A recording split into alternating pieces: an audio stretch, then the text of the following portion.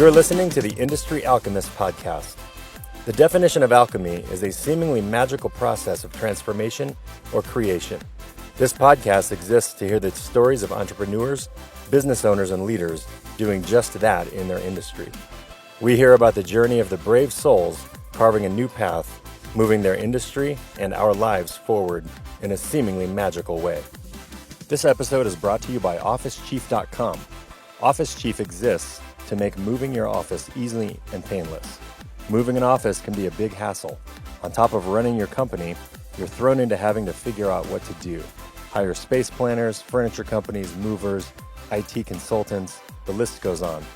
It only takes 2 minutes to create a profile, and Office Chief gives you a step-by-step action plan and connects you with the top vendors in your market. Moving your office? Log on to OfficeChief.com and make it easy. I'm your host, Matt Brower, co-founder and managing broker of Column Commercial Partners, helping companies save money on their real estate.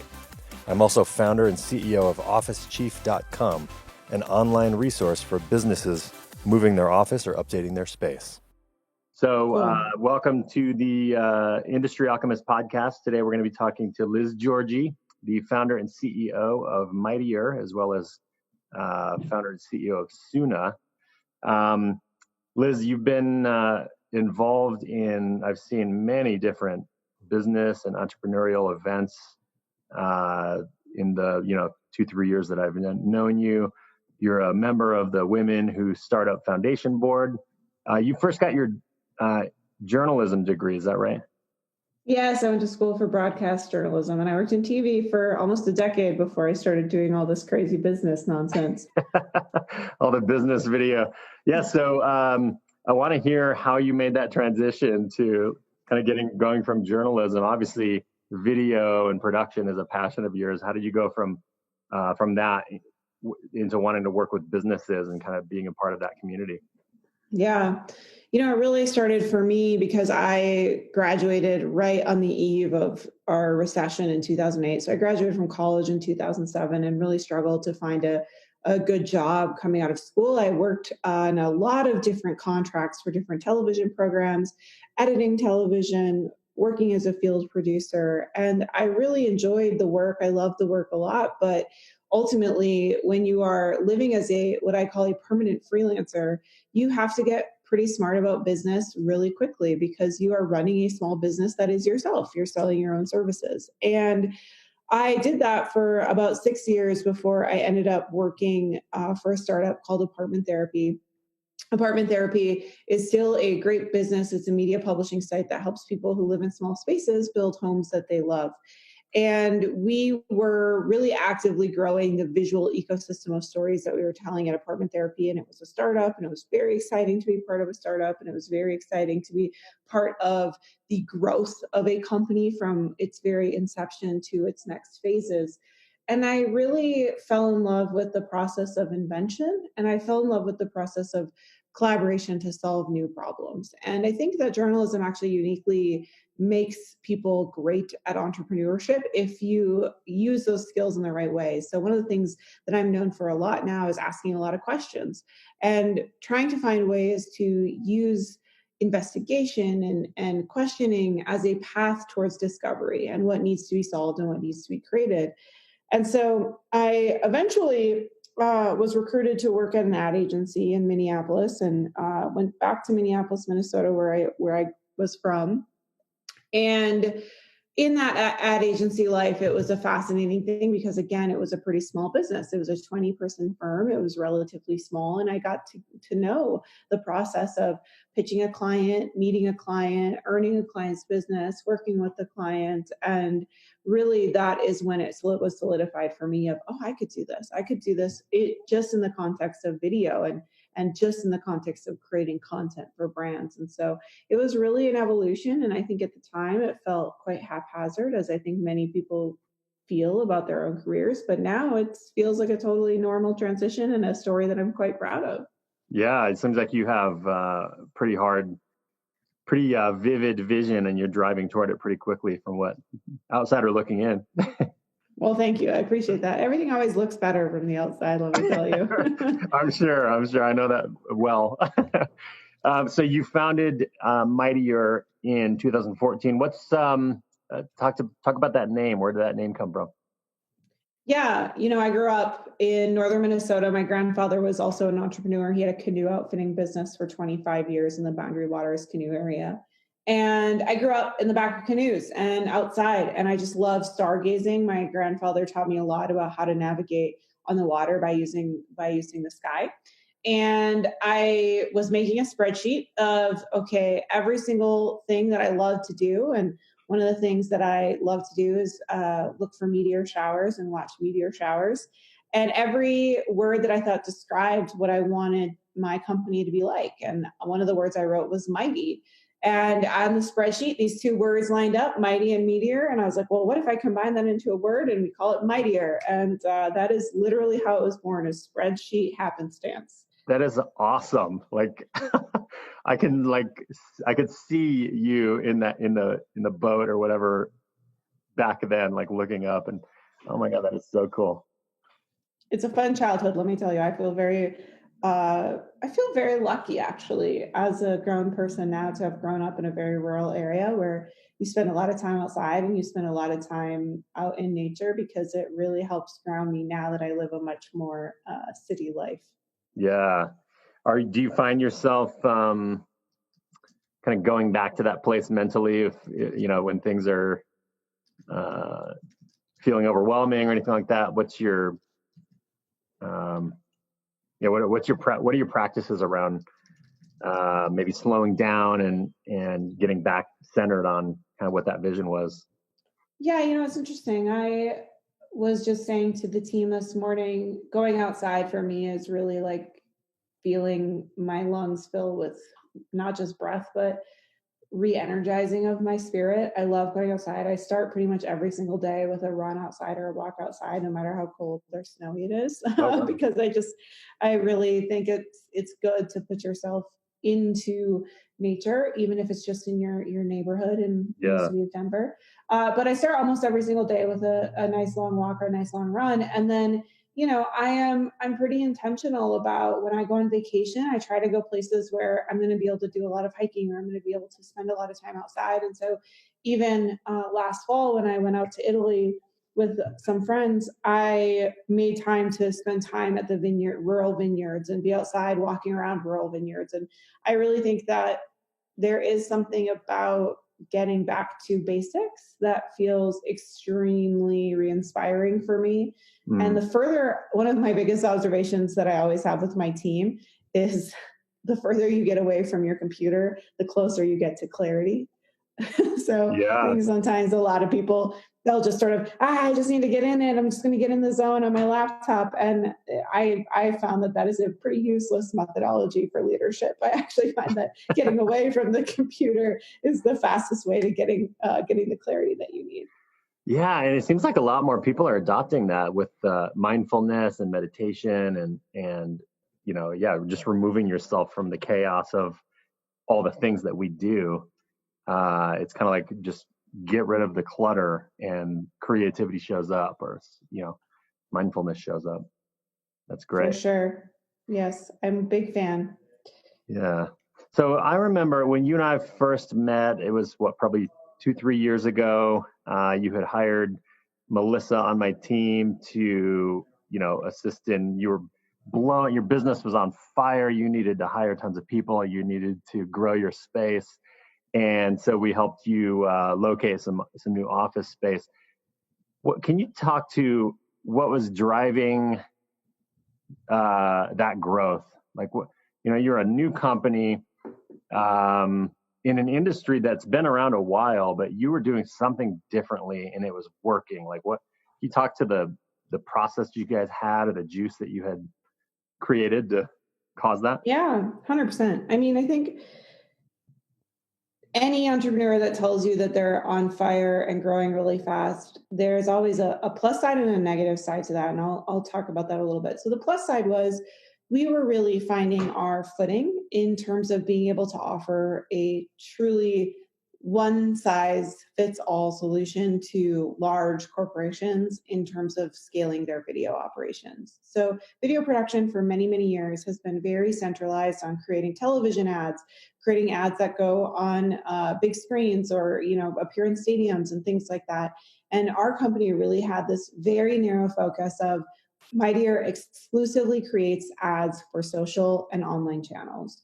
And by being so focused in that way, we really were able to create an opportunity for both ourselves and our clients to be more successful in that space. And that's one of my biggest lessons for folks is don't try to be everything to everyone. Don't try to be everywhere all the time. Find the place where you think there's opportunity and you're uniquely suited to capture that opportunity and focus on that crosshairs.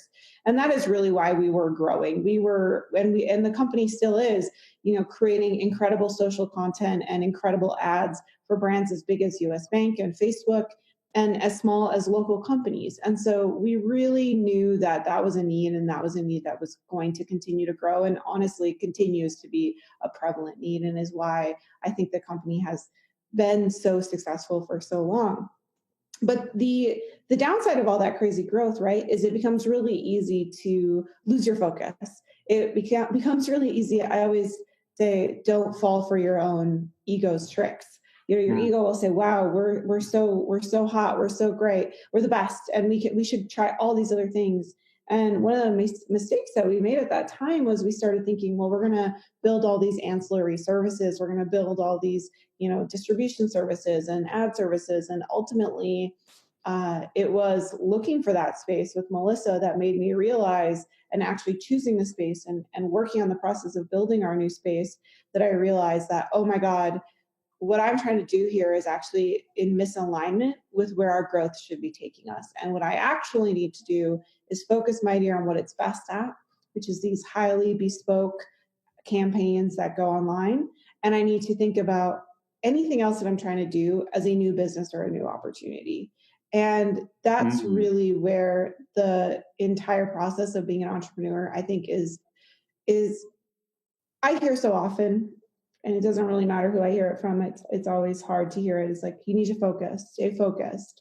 But when you're an inspired person and you're an entrepreneurial person, it's hard to stay focused. It's a real discipline. Is, yeah. It's such a discipline to say, I'm just not going to do all these extra details, extra things, extra ideas, whatever comes up. And I've had to create kind of guardrails for my own sense of focus. And those guardrails for me are, does this serve my team? Does it serve the clients?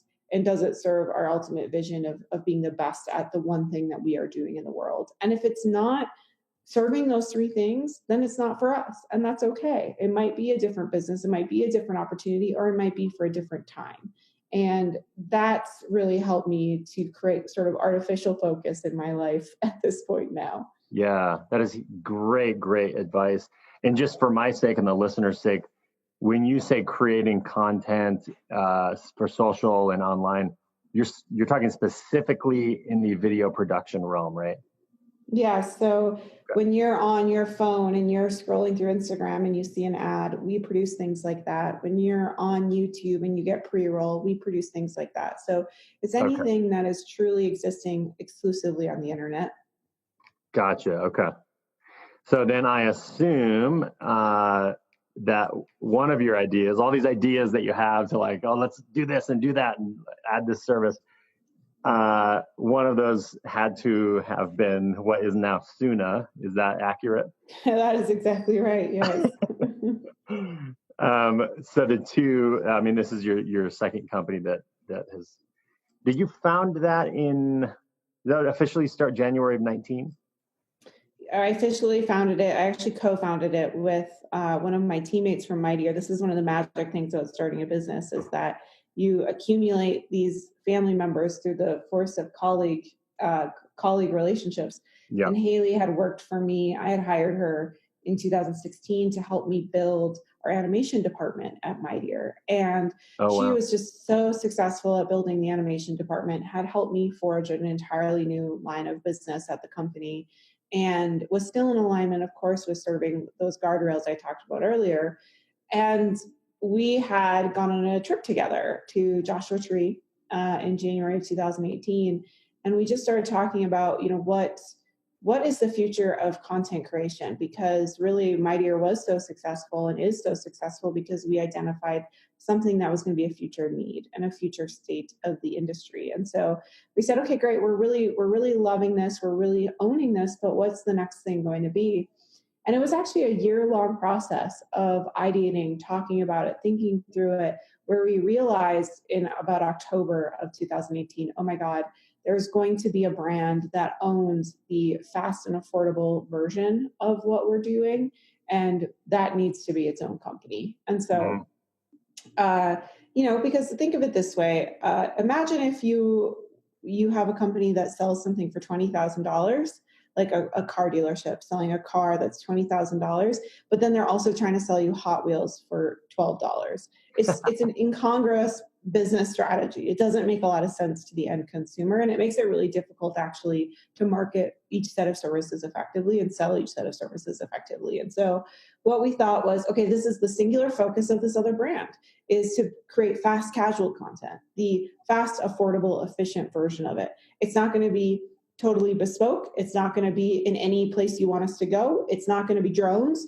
but it's going to be beautiful, and it's going to be affordable, and it's going to meet the needs of a lot of other businesses who can't afford that other piece. And so that was really where we created another set of structures. And yeah, we were extremely fortunate and honored to be asked to be part of the Techstars Boulder 2019 class. And at that point, it became very clear, oh boy, we better found formally a second business here so that we can actually run with it and grow it. Yeah. That you just brought up something that I have been super curious about because I'm kind of faced with it myself right now. While you're running Mighteor and growing that company, you actually got involved with Techstars for Soona, which I know is a 90-day. I mean, you put a lot of hours in. You're working very hard. You're putting a lot of energy toward that. How did you manage both at the same time? Yeah, I didn't do it well. I think that was one of my big lessons. I was really fortunate, I think. So one of the things that I really have learned, and one of my big weak spots for a really long time, has been this whole idea that I'm the best at the thing, right? So when you start a business, you usually start it because you're the best at a specific task. So I was an incredible editor. I was an Emmy award-winning television editor. I was extremely great at that field. And so I use that knowledge, and I use a lot of my innovation in that space to apply it to editing for social channels and editing for the web, right? And that made me the best at what I did. But in that year prior to getting into Techstars and really all this momentum happening for Soona, I realized I need to put a lot of intention behind making other people around me better. They need to be better than me. And what happened then was I made people better at the editing than me. I made people better at predicting the trends than me. I had a lot of people shadow me in sales calls and sales conversations and pitch meetings so that they could hear me pitch the business. And by this time last year, my whole goal was to be able to let Mighteor run without me, that I would build such a strong group of leaders inside my company that they could run it without me. And because otherwise I was going to get crushed. And so January of last year, this became very clear to me. It was like, I'm not going to be able to do both. I'm going to need to make a decision. I'm going to need to empower the people inside of my organization to become the leaders of this organization. And that was the best decision I ever made. I hired a person to run the office, just sort of run it from a business perspective. And then I hired an executive producer named Kate, who really runs how we run the team so that I don't have to be there day to day. I don't have to be part of the operations. And at this point, I really see my role in the company as being an active voice of the power of video and the power of creating content, but I don't have an active role in the actual work that's being created. And that was a necessary step and a painful step and something that was emotionally very challenging for me because I had such an attachment to it, but was incredibly valuable so that now with Soona growing at the pace that it is, I have the time, the energy, and the space to be there for the organization. Right. Yeah, I was at a was at a dinner event recently where they were talking about, there were several different panelists talking about, how do you maximize the value of a company, whether to just, purely simply do that, or to exit, or to raise capital, or whatever the purpose would be for. And Shina Culverson with Quist Valuation was speaking. She's one of the panelists. I don't know if you know her, but awesome female entrepreneur in town as well. She said, what are of these three things that you can do, what do you think increases the value of a company more? One was to increase revenue. The other one was to increase profitability. And then the other one was to remove the need for a key person, AKA, say, you with Mighteor. And she ran through all the numbers and the metrics, and by far the correct answer was to remove the need for that key person. And that's exactly what it sounds like you did with Mighteor. You basically created a system that can operate outside of yourself, free you up to kind of create Soona or do whatever else. And what that has now turned into is just you're a complete thought leader in the entrepreneurial community and the business community here in Colorado, and I'm sure other markets as well. 100%. I mean, it's incredibly important. And I think it really is. I mean, I talk a lot about the importance of checking your ego as an entrepreneur. And I don't know if that's because I grew up in the Midwest, or if it's because it's just been every mistake I've ever made, it's been assuming that I'm more important than I am, or giving myself more credit than I deserve. Yeah. And, every single time I've had that realization of, you know what? Yeah, you were a great editor, and you are still a great editor. But in fact, other people could be better than you if you shared your knowledge with them, and if you created room and freedom for them to flourish and grow. And by the way, that now makes room for you to be a different kind of leader and a different kind of person. Yeah. And I now have on my calendar every week, 4 hours of mentorship time that anyone between my two companies can just schedule a 30-minute meeting with me to talk about whatever they want. It could be, hey, I'm trying to learn a new skill in script writing, or hey, I'm trying to learn how to be a better networker. And being able to free up my time to be that kind of leader has, one, made me a happier person, and two, allowed me to actually create room and opportunity for others to flourish and grow inside my company, which then makes the company more successful. And so checking your ego is everything. That's incredible. I love that. So you're really in the business of, you're not in the business of video production. You're in the business of creating leaders. It really is true. I mean, think about how many great companies, and even with Soona, I mean, it's so funny. People will walk into our Soona. We have Soona storefronts in Denver and in Minneapolis, and people will walk into the Soona store and they'll say, "Is Liz here?" And almost always they go, "No, Liz isn't here, but hi, I'm Megan," or "Hi, I'm Lauren," or whoever's in the studio on that given day. And each one of those people is actually a far more fun, interesting, and talented person to meet than me. And so that's a victory as far as I'm concerned, is that, people get the opportunity to meet these incredible talents and people who have so much more to offer because I've been able to cultivate this amazing set of creative talent. Yeah, I would say, certainly in my experience, and I think for a lot of the listeners of this show, that is the one biggest challenge of an entrepreneur, is to, how do I grow something beyond myself? How do I hand this off in a seamless way so that I can, new client comes in, they're hiring the company, not the individual behind the company. That's one of the hardest things that I'm aware of to do. And that's great to hear how you did it. I mean, it gives me some ideas with my company. So it's great. I appreciate your sharing. Nothing else more than just forcing yourself to not be around so much. Right. Yeah, exactly. Well, the stay-at-home policy that we all have in place right now. It's really helping, isn't it? Easier, yeah. Yeah, and your advice too about, I think everyone's going through the conversation right now about what do I need to change in my company to be more sustainable, or how do I use this opportunity to pivot and operate more efficiently or effectively or whatever, and keeping the focus and maybe some of these other ideas spin out to something else is pretty key as well. 100%. Yeah, because that focus is one of the hardest things to also do. So what do you do outside of work? I mean, seems like you work so many hours throughout the day. What do you stay busy with outside of business hours? These are great questions, because I think I've had to learn. Candidly, I've had to learn how to have interests and passions outside of my work a lot in the last year. And I think it's actually been helping me a lot since we've been in shelter in place orders, because I don't feel quite so anxious about productivity as I maybe would have a year ago.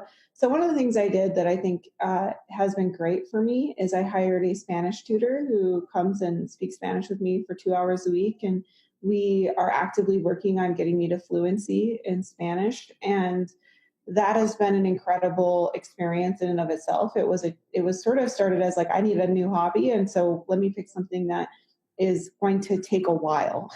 So I chose becoming fluent in Spanish, but honestly, it's been such an incredible experience from learning to question my assumptions, and also, learning how hard being articulate and clear really is when you're trying to learn a second language. It's given me a lot more compassion, I think, for folks who really struggle with communicating what they want or what they need. And so that's been huge. And then another thing that I've started to do, which is sort of a bizarre side hobby, is I've become really, really interested in finding and restoring vintage art of female painters and sketch artists and creators who are maybe underappreciated for literally millennia. But I spent a lot of time scouring thrift stores and garage sales and eBay, looking for works that I think, if they were given some love, could be appreciated. And I think that's something that has been really inspiring for me, in part because it feels so in line with my own creative spirit. So yeah, it's a weird one, but it's a fun one. No, it's really cool though. It's like, do you collect, or do you then give it as gifts? Or I do. I collect. It's probably I collect, and then I try to give it away when I can, or we try to use it in the studio, or I will give it to a friend. It's interesting. I went to Barcelona last year, really on a hunting mission to identify some more female artists out there. And I came back with so much art, it was ridiculous. My husband was going to kill me because he was like, we cannot keep all of this. And so I slowly have given it away to different people and kept a few small pieces for myself. But it's an incredible hobby, and it's something that allows you to see creativity in everything, which is so inspiring for me. That's great. That's great. Yeah, well, I appreciate your time today. How best? Actually, before I go there, can you give a glimpse of? I'm going to ask you how best to contact you for Mighteor and for Soona, but really quickly, can you give a quick paint a picture of the perfect customer of each of those? Oh, well, that's so kind of you. So if you're looking for a totally custom production that allows you to have everything from a script written for you to having wonderful locations in the mountains or anywhere on the globe chosen for you, to hiring your own actors and actresses, to having massive 4K camera crews come out and shoot your production so that you can create a highly polished and perfect video for your ads online, you're going to want Mighteor. So you can go to Mighteor.com, or you can email us at hello@Mighteor.com, and we'll get you set up with a custom quote on that. If you're looking for... sorry, that's spelled... Like a Mighty Meteor. Yeah. Mighty Meteor, so... Yeah, exactly. So Mighty, Mighteor.com. Then Soona is our fast casual content solution. So if you need a really quick new headshot, or you want to get some beautiful product photography, or you're thinking about having a customer do a really quick testimonial video for your brand, you can make an appointment at Soona.co. Photos are $39 each. Video clips are $93 each. And it's a quick come in, come out, have a great visit experience. And now in these work from home times, we are doing work from home photo shoots where people can send their product to us, and you can attend your shoot virtually online. And it's a pretty incredible experience to see each one of your photo and video clips captured online for your product company. So definitely check us out. That's at Soona, SOONA.co.